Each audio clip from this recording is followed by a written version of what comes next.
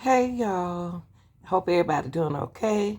If you celebrating anything, congratulations. If it's your birthday, happy birthday to you. Shout out to all my people from other countries. Shout out to all my subscribers and viewers to this channel, okay? Oh y'all, I want to get into a video that we talked about. You remember the three dudes that froze to death? Kansas City Chief watching a game over their friend house.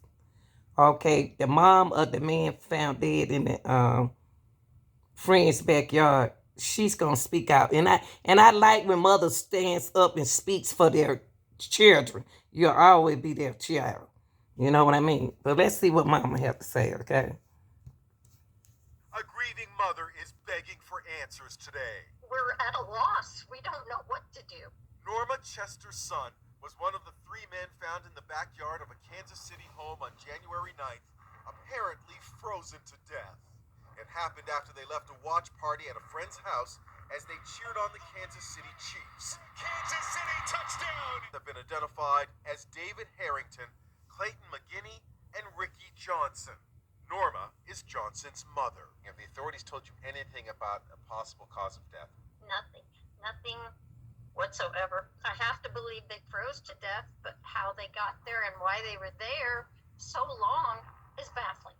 With so few answers, there's been speculation that drugs could have been involved. It could have been a situation too where maybe they're inside and they do the drugs and then three of them are not feeling well. I'm going to go outside, get some air, and then like soon after that they OD. I don't know. And the one guy stayed on the couch, maybe passed out. I can't say that they're not, but all three men did. The football. Okay, y'all. This is the dude house they had the party over. The football. They was over his house. Who had the football game? Okay. Now he all happy and smiling. You can't. Who taking the picture? As Jordan Willis, a research scientist. His lawyer says he fell asleep on the couch after his buddies left and did not realize they were all dead in his backyard until 2 days later. This guy brags on being a scientist. I mean, all I can think of is what did he concoct? News Nation's Ashley Band at this house, and that his client went to sleep. And this fifth person that we're just learning about, we're bringing this to you first. He was hanging out with the three victims while Willis was asleep. This just adding to the frustration for these three Metro families who, more than 2 weeks later, feel like they still do not have the full story as to what has happened. Just the thought of him dying and then sitting outside for 2 days in the cold. What happened? When did it happen? And how did it happen? The questions three Metro families are still begging to get answers to after Clayton McGinney, Ricky Johnson, and David Harrington were found dead in the backyard of their friend's home. It's extremely devastating. The whole family's messed up. They died and then froze. They didn't freeze to death. Tonight we're hearing from the lawyer of the man who lived in the home, John Paserno, today contradicting a statement he released over the weekend where he said his client, Jordan Willis, saw the men leave. He's flipped. Now he claims Willis went to sleep while the three victims and a fifth man continued to hang out in his house. When he would have people over his house sometimes, as people do, they get tired. They're people who are very close to you, and then you feel comfortable going to bed and allowing them to leave whenever they want to leave. Paserno says Willis never left his home once he got back there on Sunday. That's why he didn't notice the men's cars were still there. Paserno says that Willis didn't hear anyone banging on the doors over those 2 days, nor did Willis hear McGinney's fiance break in and scream his name. But minutes later, he did hear police knock on the door. None of us know what happened to these individuals. And I think it's the most important thing to remember here is these are his three buddies. Paserno says Willis has since moved out of the house. What? They just want justice and a story that makes sense to them. I mean, I think somebody has to end up in custody over it. I mean, regardless of any situation. So you mean to tell me that the dude house? Let's go back to the dude house who moved out. Okay, y'all. Now the guy called himself a scientist. Okay, it's something weird. Did y'all know he moved out the house? Let's read his press release.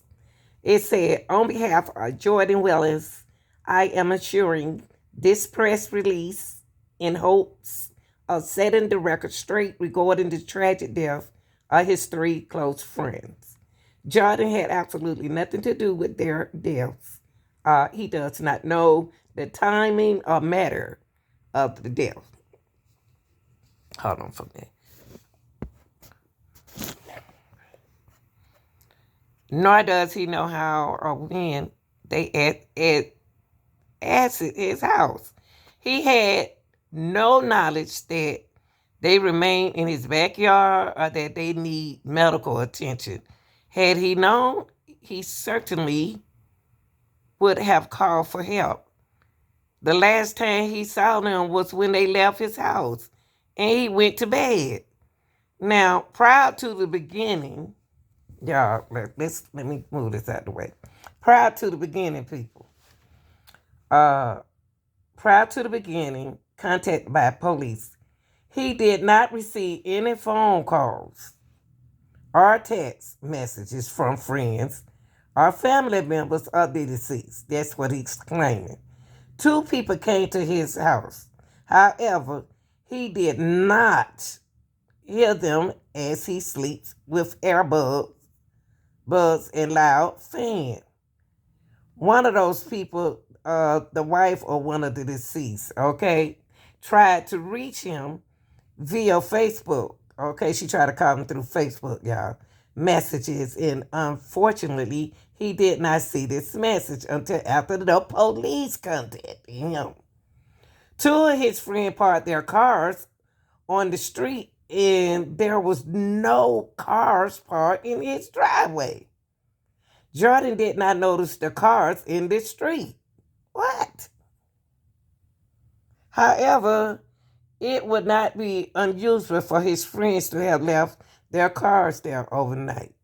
So you mean to tell me that they'll leave their car there sometime? Now, I can understand some people do that. If they drinking high, they need a ride and they might not take it that way. Something happened though.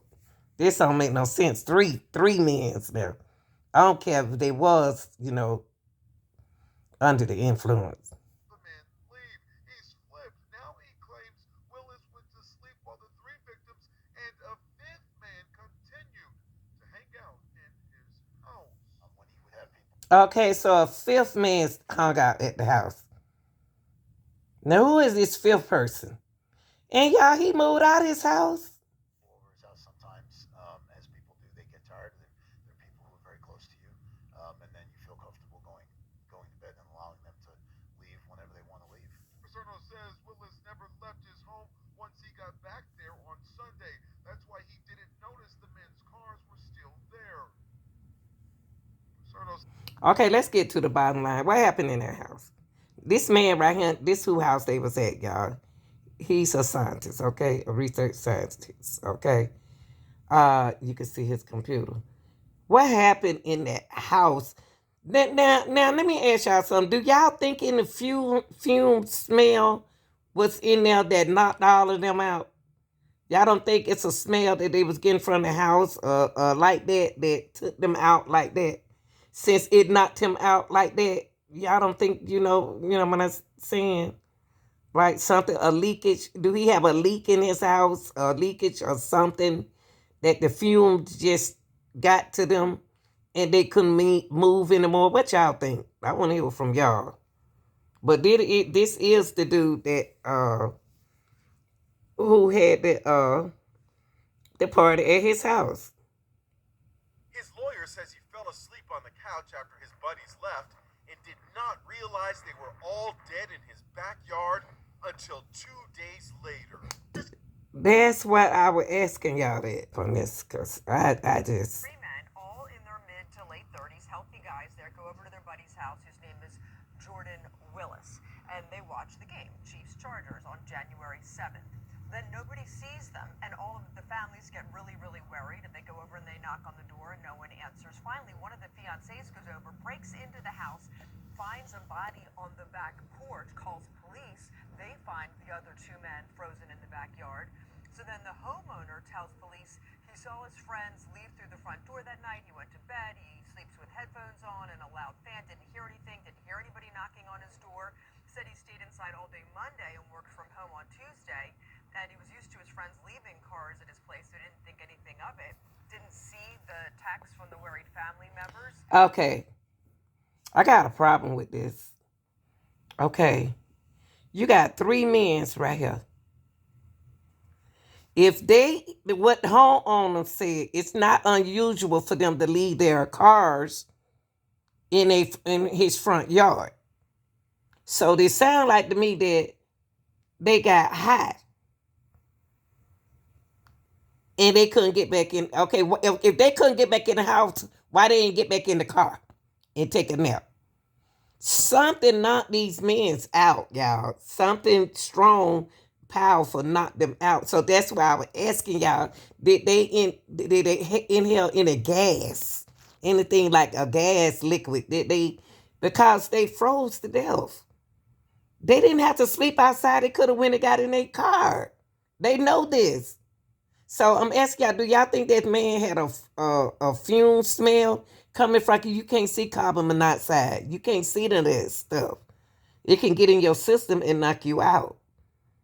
So y'all tell me what y'all think about that. And then they frozen. That's strange that you got one in the backyard. I think a leakage. And the man moved out the house, y'all. But let's finish listening to this, okay?